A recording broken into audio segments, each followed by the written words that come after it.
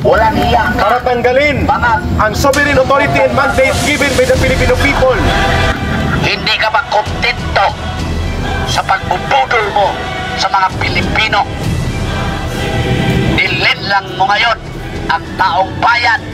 To the Vice President Sara Duterte, ngayong araw na ito, ang Muslim Alliance to defend the sovereign mandate of the Filipino people given to the Vice President ay naipakita natin with more than 500 participants in more than 200 vehicles in a very rare occasion na ang nagsalita, ang nagbuo ng pagtitipon ay ang mga Muslim brothers and sisters natin.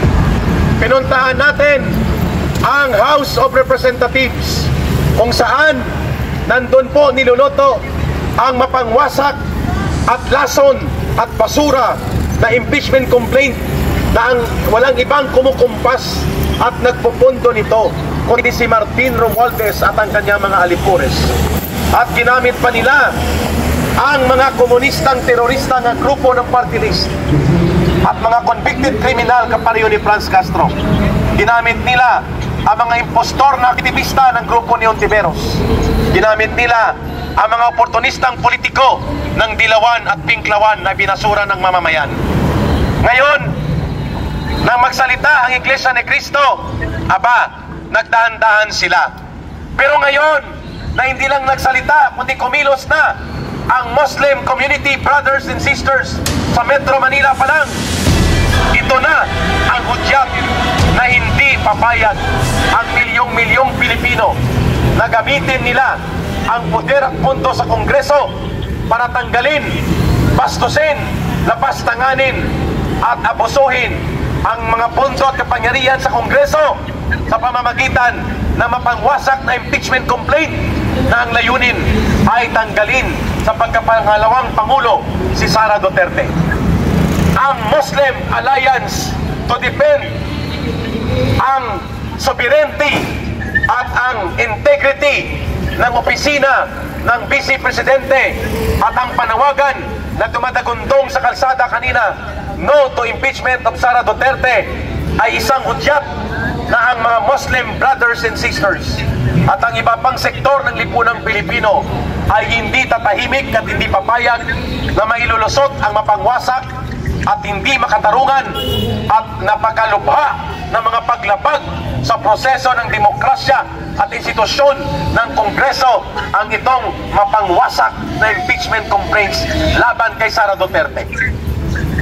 So mga kapatid at mga kababayan, sinasaluduhan po namin na mga dating rebelde at mga kadre at mga organisasyon ng mamamayan sa ilalim ng Sentrong Alyansa ng Mamamayan para sa Bayan o Sambayanan, ang lakas ng loob, ang tapang ng paninindigan at ang matalas na pagpapahayag na ginawa sa araw na ito ng Muslim Alliance to defend the integrity and the sovereignty given by the people as a mandate to the Vice President Sara Duterte. Maraming salamat sa ating mga Muslim brothers and sisters sa inyong matapang at malakas ang loob na uri ng pagpupukaw sa mamamayang Pilipino. At definitely, hindi ito ang katapusan na pagkilos natin. Naririnig natin, nag-o-organize na rin ang Muslim Alliance for the defense of the integrity and sovereignty of the people sa kanilang ibinigay na mandato sa Vice Presidente. Naghahanda na sa Cebu City ngayon. Ganon din po sa Cagayan de Oro at iba pang panig ng Metro Manila. At kapag nagsalita ang Muslim brothers and sisters, iisa lang po ang kanilang aksyon. Tumutugon sila sa kung ano ang tama, anong matuwid, at ano ang nararapat sa ikabubuti ng ating bansa at ikabubuti ng sambayanang Pilipino.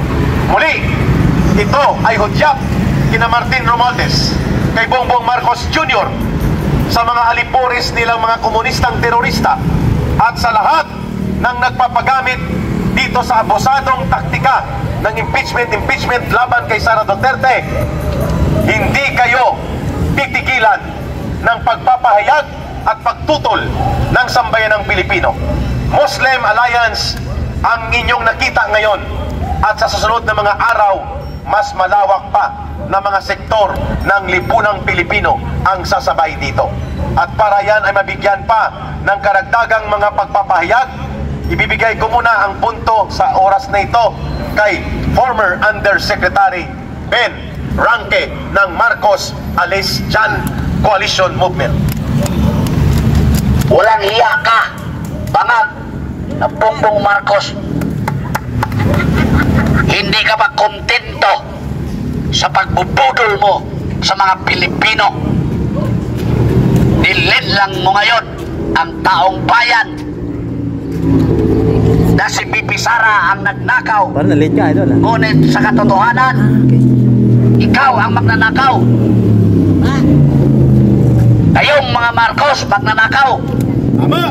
Ang ninyong mga Marcos magnanakaw. Kaya dapat Marcos layas! Mula pa sa iyong ama Yes! hanggang sa iyong ina. Yun lang ang sinundan ninyo.